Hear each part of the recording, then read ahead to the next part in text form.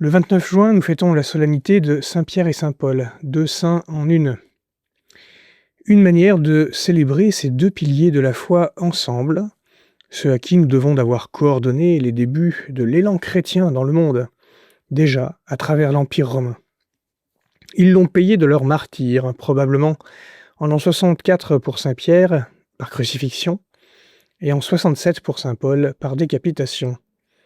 Leur célébration conjointe est attestée dès le IVe siècle.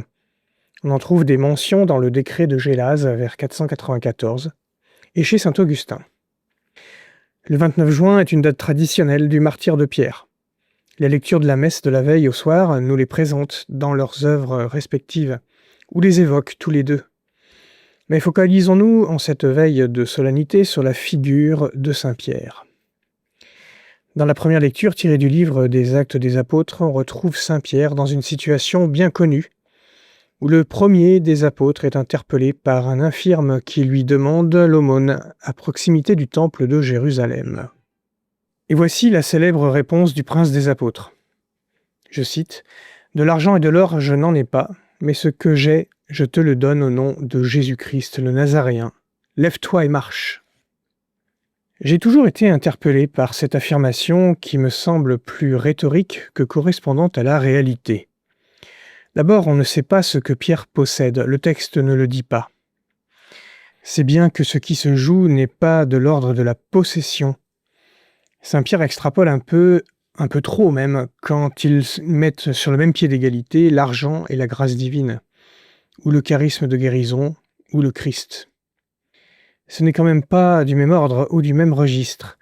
L'auteur du texte s'en trouve lui-même embarrassé, car il ne dit pas ce que possède Pierre, malgré son affirmation.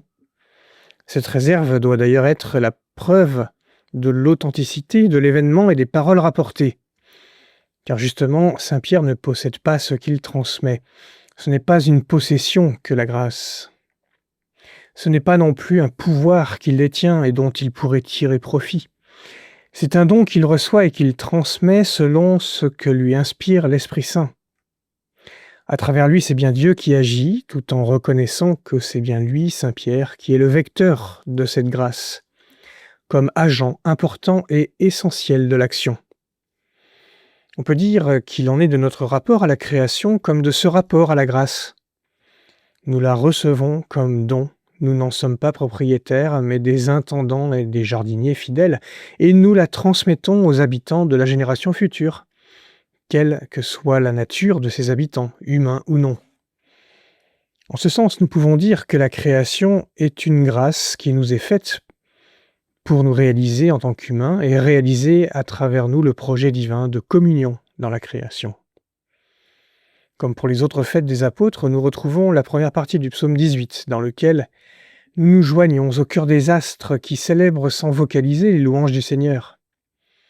La création est bien une grâce et est remplie de grâce, comme en témoigne le concert silencieux de la louange auquel l'humanité est appelée à se joindre, notamment par l'annonce de la bonne nouvelle à toute la création, selon la mission donnée par le Christ ressuscité aux apôtres et aux disciples au moment de son départ. Mais pour être comme Saint Pierre, dans cette posture d'accueil, de don et de transmission, il faut être allé jusqu'au bout de l'expérience d'amour avec le Christ, comme le montre l'évangile de la messe de la veille au soir.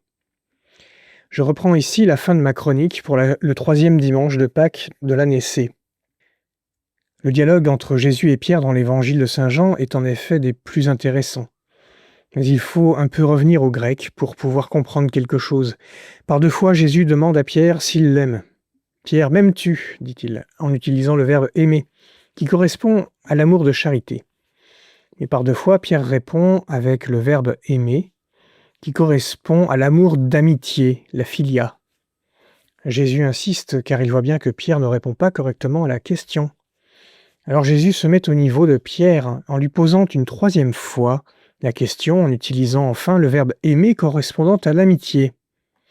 Et c'est en fait ce qui peine Pierre. Il comprend que Jésus acte son incapacité à l'aimer selon le plus haut degré de l'amour. Jésus le provoque et va chercher Pierre là où ça fait mal pour le faire grandir. Pierre répond encore sur le même registre « Je t'aime d'amitié ». Il faut bien comprendre que quelque chose de la relation à Dieu, Jésus, était brisé chez Pierre à cause de son triple reniement pendant la nuit de la passion de Jésus. Et voilà que Jésus vient le rétablir dans cette relation avec lui. C'est alors que Jésus peut lui confier la mission de faire paître son troupeau.